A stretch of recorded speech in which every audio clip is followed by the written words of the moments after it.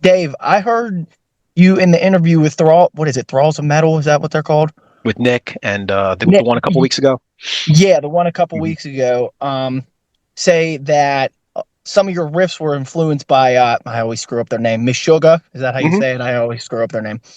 Yes. Have you always been a fan of that band, or you know? Um, since the late '90s, a Okay. buddy of mine in an old band, our drummer in our old band I did a long time ago, introduced me to them, and that was just after Destroy Erase Improve came out.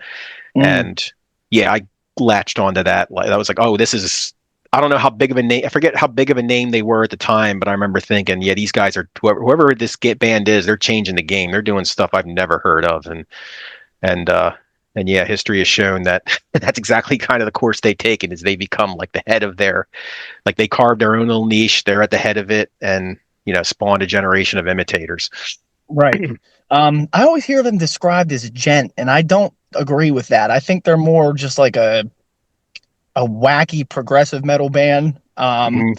A lot of these gent bands, I think all of them sound this a lot sound the same. All that twinkly production and all that. I don't really get down with that. But Meshuggah's like you said, they carved their own lane, and Yeah, I think and that's yeah, they existed before there was even a name for it. People had to invent that word for them because right. and I love when bands do that. They invent something that people can't quite pigeonhole.